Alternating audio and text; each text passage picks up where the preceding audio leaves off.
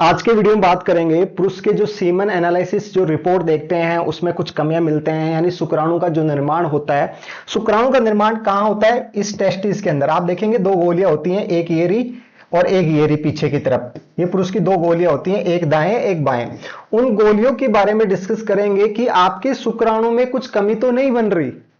क्योंकि जब आप सीमन एनालिसिस की रिपोर्ट जब मेरे को शेयर करते हैं आप और उससे पूछते हैं, तब मैं बताता हूं कि या तो स्पर्म नहीं बन रहे, नील स्पर्म लिखा आता है वो आपको पता चल जाता है, या डॉक्टर जो रिपोर्ट है एजिस्टोस्पर्मिया है, या मोटाइल नहीं है, या सीमन का वॉल्यूम बहुत कम है।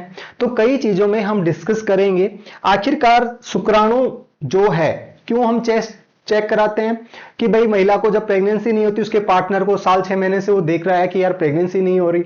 कई बार तो वो ये सोचता है कि महिला में कुछ दिक्कत होगी, पीरियड 1-2 दिन आगे पीछे आते हैं तो वो सोचता है कि इस वजह से नहीं हो रहा होगा। ऐसा नहीं है, 5 दिन पहले आना 5 दिन बाद में आना, महिला के पीरियड रेगुलर ही है कहते हैं हम उसको।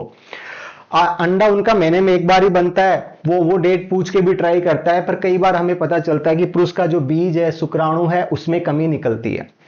तो फिर वो पूछते हैं कि कैसे मैं ठीक करूं, घर पे कैसे इलाज कर सकता हूं। हम बहुत से पॉइंटों पे डिस्कस करेंगे। तो पहले ये गोली होती है पुरुष की जहां शुक्राणु का निर्माण होता है। देखिए हमारे शरीर में शुक्राणु ऐसा नहीं कि पूरी बॉडी में कहीं भी बन जाते हैं। शुक्राणु बनने की जगह कौन सी है? जैसे ये टेस्टिस हमारी गोलियां होती हैं, यहां शुक्राणु तैयार होते हैं। ठीक है, अगर जिसका यहां सब कुछ ठीक है, क्योंकि यहां जर्म सेल पाई जाती हैं, यहां चारों तरफ क्या पाई जाती हैं, इसके अंदर क्या पाई जाती हैं, ये जर्म सेल पाई जाती हैं। इस जर्म सेल जो सर्टोली है, सेल है, इसमें पोषण भी मिलता है और ये जर्म सेल इसको बनाती भी है। अगर यहां कुछ ना कुछ गड़बड़ होगी तो हमारे स्पर्म या तो बनेंगे नहीं, आपकी रिपोर्ट में नील लिखा हुआ आएगा। ठीक है, यानी यहां शुक्राणु का निर्माण ही नहीं हो रहा। दूसरा हो सकता है आपकी रिपोर्ट में वॉल्यूम कम है। अगर 2 ml से लेके पुरुष की 5 ml तक होता है और 1 ml में ही पुरुष का मिनिमम 20 से 120 मिलियन स्पर्म होते हैं, 120 लाख स्पर्म भी होते हैं। सब कुछ अच्छा है, 1 ml में 120 लाख स्पर्म होंगे। अगर दिक्कत है, पर कई बार हमारे ये स्पर्म तो बन रहे होते हैं पर ये वॉल्यूम 1 ml है। ये वॉल्यूम क्या दिक्कत करता है? जब ये महिला का प्राइवेट पार्ट होता है और उसमें हम रिलेशनशिप बनाते हैं और जो सीमन हमारे शुक्राणु हम यहां छोड़ते हैं, जब शुक्राणु छोड़ते हैं तो कई बार कुछ तो इस प्राइवेट पार्ट के चिपक जाता है, कुछ महिला के प्राइवेट पार्ट के चिपक जाता है, ये चिपक के रह जाएंगे। ठीक है, जब ये सारे यहां इधर उधर चिपक जाएंगे, दीवारों के चिपक जाएंगे या प्राइवेट पार्ट के चिपक जाएंगे, वो अंदर जा ही नहीं पाता। जो बच्चेदानी का मुंह बहुत छोटा सा है उसमें से जा ही नहीं पाता, क्योंकि होता ही नहीं, वो चिपक के रह जाता है। तो वॉल्यूम भी हमें कितना चाहिए भाई? 2 ml तो चाहिए ही चाहिए प्रेगनेंसी होने के लिए। ठीक है भाई, इतना तो हमारा सीमन बनना ही चाहिए। जबकि एक स्वस्थ पुरुष का 2 ml से ज्यादा ही होता है, 4-5 ml तक होता है। ठीक है, 1 ml में मान के चलिए लगभग 10 बूंद। ठीक है, तो 10 बूंद तो यहीं चिपक के रह जाएंगी। ठीक है, अगर पुरुष का प्राइवेट पार्ट है और महिला का प्राइवेट पार्ट है, ठीक है, अब ये जो है प्राइवेट पार्ट, तो यहां से जो स्पर्म निकलेंगे, ठीक है, इधर से जो महिला का प्राइवेट पार्ट है, ठीक है, ये बच्चेदानी का मुंह है, यहां आपने रिलेशन हुआ तो यहां चिपकेंगे नहीं क्या? आप घर्षण लगाए, यहां चिपक रहे हैं, यहां से जाने की जगह ही नहीं है। क्यों नहीं है? कि वो इतना ही है, 1 ml चिपक के रह गया। इसीलिए मैं कहता हूं कि आपका सीमन 2 ml तो होना ही चाहिए। एक स्वस्थ पुरुष है तो यार 2 ml के 4-5 ml होगा। ठीक है, अब ये स्पर्म, सर हमारा जो स्पर्म है कितने दिन में बनता है? तो भैया ये स्पर्म बनता है 72 दिन में। अब आप कहेंगे, कई बार आप मुझसे दवाई भी लेते हैं, आयुर्वेदिक दवाई लेते हैं, और मैं उनको बोलता हूं कि 30 दिन यानी 90 दिन से 3 महीने से लेके 120 दिन यानी 3 से 4 महीने का कोर्स होता है सर ये। पर फिर भी वो कहते हैं 1 महीने बाद में हमारी रिपोर्ट में स्पर्म कम हो गए। देखो पुराने कुछ स्पर्म थे वो तो मरेंगे ही मरेंगे, कि उनका कुछ नहीं कर सकते क्योंकि वो खराब थे, जब मोटाइल ही नहीं थे, गतिशील। तो ये स्पर्म यहां तैयार होने में उसको कितना दिन लग रहा है? 70 से 72 दिन लग रहा है। तो जब तैयार होगा तभी जाके यहां तैयार होगा, यहां से इस ट्यूब में परिपक्व होगा, इस ट्यूब में से यहां मेच्योर होगा। यहां जाके वो क्या करने लगता है, इसके सिर होता है, धड़ होती है, फिर पूंछ होती है, तब वो गति करता है, इस तरह से फिर गति करता हुआ। तो यहां गतिशील होता है। एपिडाइडिस एक सिर था, है ना, ये चीज दिख रहा है आपको, अलग कलर से दिखाऊं मैं, जो ये वाला पार्ट दिखाई दे रहा है, ये वाला पार्ट दिखाई दे रहा है, यहां क्या होते हैं, स्पर्म मोस्टली गतिशील होते हैं, गतिशील यानी मोटाइल होते हैं। जब मोटाइल होगा तब स्पर्म जाके ये होगा। तो ये स्पर्म क्या होना चाहिए, मोटाइल होना चाहिए। पहली कंडीशन तो 2 ml से ज्यादा होना चाहिए। अगर फिर 1 ml के अंदर भी कितना होना चाहिए, 20 मिलियन होने चाहिए। और तो 2 ml होगा तो 40 मिलियन चाहिए ही चाहिए हमें प्रेगनेंसी के लिए। तीसरा हम बात करें कि भाई वो मोटाइल होने चाहिए, गतिशील होने चाहिए। ठीक है सर, हमारे स्पर्म गतिशील भी है, ठीक है, मोटाइल है, वो गति करते हैं। अब इसमें भी गति भी कई प्रकार से होते हैं। कुछ स्पर्म तो क्या होते हैं, बिल्कुल सीधे सीधे गति करते हैं, यहां से यहां पहुंच जाते हैं, ठीक है। कुछ स्पर्म क्या होते हैं, गतिशील होते हैं, उनकी पूंछ बहुत ज्यादा लंबी होती है, वो राउंड राउंड घूमते रहते हैं, वो इधर से पहुंच जाता है, फिर यहां पहुंच जाता है, फिर यहां पहुंच जाता है, वो यही राउंड राउंड राउंड घूमता रहता है। कुछ स्पर्म क्या होते हैं, मरे हुए होते हैं, गतिशील ही नहीं होते, है ना, वो गति ही नहीं करते। अब भाई गति नहीं करेंगे तो यहां जब पुरुष रिलीज करेगा, इन स्पर्म को रिलीज करेगा पुरुष, तो ये गति करके कहां जाएंगे, प्राइवेट पार्ट से होते हुए बच्चेदानी के मुंह से होते हुए, जो बच्चेदानी है हमारी, बच्चेदानी से ट्यूब निकलती है, इन ट्यूब के अंदर जाएंगे। अंडा हमारा गतिशील नहीं होता, महिला का जो अंडा है वो गतिशील नहीं होता, और वो गतिशील नहीं होता इसी कारण से वहां तक स्पर्म को ही पहुंचेगा। इसीलिए उसको पूंछ होती है, इसीलिए उसको धड़ होती है, इसीलिए उस धड़ के अंदर एनर्जी होती है। तो ये सब चीजें होनी चाहिए। इसीलिए हम उस रिपोर्ट में क्या देखते हैं कि भाई फ्रक्टोज पॉजिटिव है कि नहीं है। ये फ्रक्टोज पॉजिटिव होगा तभी जाके हम क्या देखेंगे कि उसको एनर्जी मिलेगी, तभी तो वो वहां तक पहुंचेगा। फिर हम बात करें कि उसका पीएच कैसी है, एसिडिक है या वो बेस होना चाहिए, क्योंकि इसमें प्रोस्टेट फ्लूइड भी मिलके बनता है। तो हमारे जो स्पर्म बनते हैं यहां से इस ट्यूब में से निकलते हुए, मतलब प्रोस्टेट होते हुए, फिर यहां से रिलीज होते हैं, ठीक है। मैंने इसका कटोरा यहां का जो था, सेंसिटिव पार्ट होता है पुरुष का, उसका मैंने हटा दिया है, क्योंकि यूट्यूब की गाइडलाइन की वजह से, है ना, इस पे वो गलत समझता है। तो हम इस चीज को डिस्कस कर रहे हैं कि ये ट्यूब होती है। आपको चलो ये भी दिखा देते हैं ट्यूब कहां से होती है, ये मैं हटा देता हूं।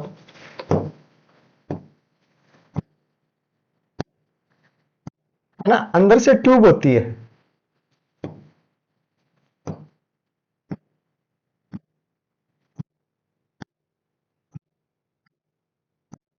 ये एक ट्यूब होती है।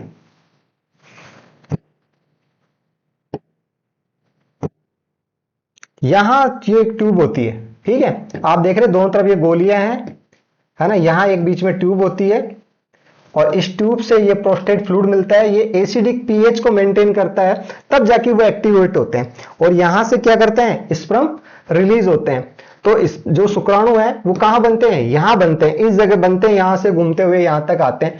ये आप ये बहुत दो बड़ी चीज देख रहे होंगे, एक ये देख रहे होंगे, एक ये देख रहे होंगे। ये बन के कहां इकट्ठा होते हैं, इस पाउच के अंदर होते हैं। और जो आप हाथ की गलतियां, बचपन की गलतियां करते हैं, तो इस पाउच के जो वाल होते हैं उनको आप खराब कर लेते हैं, उससे आपको बहुत ज्यादा नाइटफॉल 1 2 3 4 होना नॉर्मल है। बहुत ज्यादा नाइटफॉल होना, जब किसी बात करते हैं या कुछ सोचते हैं तो टपक टपक निकल जाना, ये प्रोस्टेट फ्लूइड होता है, टपक टपक निकलता है, सीमन नहीं होता, ठीक है, ये सीमन नहीं होता, ये प्रोस्टेट फ्लूइड होता है। तो भैया इन गोलियों में जो आपका बनता है स्पर्म, इनकी हम बात करें तो उनकी मोटाइल गतिशीलता बहुत अच्छी होनी चाहिए, उसमें फ्रक्टोज होनी चाहिए, पीएच बेस होनी चाहिए। मॉर्फोलॉजी जब हम बात करें कि बनावट कैसी होनी चाहिए, क्योंकि बनावट भी बहुत इंपॉर्टेंट है। क्योंकि स्पर्म को क्यों दिया गया, स्पर्म को एक सिर होता है, ठीक है, फिर उसके क्या होता है, एक धड़ होती है, फिर हम बात करें उसके क्या होती है, एक पूंछ होती है लंबी सी। ये सिर में क्या होता है, एक डीएनए होता है हमारा पुरुष का, ठीक है। ये क्या करता है, अंडे के अंदर जाता है, जाता इतना ही है, डीएनए अंदर बस इतना सा ही जाता है, कभी भी धड़ पूंछ कभी भी नहीं जाती। पर ये क्यों चाहिए इसको गतिशीलता, क्योंकि भाई जो महिला का प्राइवेट पार्ट है, इस प्राइवेट पार्ट से जब आप रिलेशन बनाते हैं, यहां रिलीज करते हैं, तो यहां से गति करता हुआ यहां तक पहुंचना होता है इसको।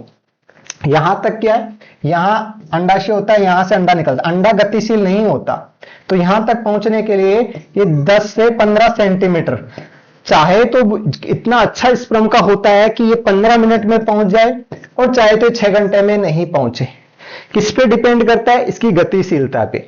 गतिशीलता इसकी पूंछ पे पड़ता है और धड़ पे करता है। धड़ में क्या है, माइटोकॉन्ड्रिया पे जाता है, एनर्जी पाई जाती है, ये एनर्जी देता है जब ये गति करता है। तो गति करने के लिए क्या चाहिए, इसकी पूंछ सही होनी। बहुत ज्यादा पूंछ होती है तो ये भी क्या होता है, यही गति करता रहता है, बार बार ऐसे राउंड राउंड राउंड गति करेगा। वो यहां छोड़ोगे यही गति करता रहेगा, क्योंकि वो तो इधर उधर भटक रहा था। जो सीधा गति करता हुआ है ना, वो आ जाता है ऐसे। तो इसकी गतिशीलता बहुत अच्छी होनी चाहिए, इसकी पीएच अच्छी होनी चाहिए। हाँ, एक सबसे इंपॉर्टेंट पॉइंट बात करें कि यार हम इसमें आपको समझाना चाहें कि हम आपको ये चीज बताना चाहते हैं कि भाई यहां इन्फेक्शन हो जाए, क्या हो जाए, इन्फेक्शन, ठीक है, ये इन्फेक्शन हो जाए। इन्फेक्शन हो जाए यानी उसके अंदर कोई भी बैक्टीरिया वायरस क्या ग्रो करने लग जाए, तो कई बार तो इसमें सूजन भी आ जाती है, आपके दर्द भी करता है कई बार, तो कई बार आपको पता ही नहीं चलता। जब आप रिपोर्ट कराएंगे तो उसमें ऐसा नहीं लिखा आएगा कि इन्फेक्शन है या नहीं है, उसमें लिखा आएगा पस सेल। पस सेल, पस सेल यानी मवाद, हिंदी में लिख रहा हूं मवाद। फोड़ा फुंसी में जो मवाद पड़ जाती है वैसे मवाद आती है। या एपिथेलियल सेल, एपिथेल यानी इसकी जो सेल है वो भी टूट टूट के बाहर आ रही है इसके साथ।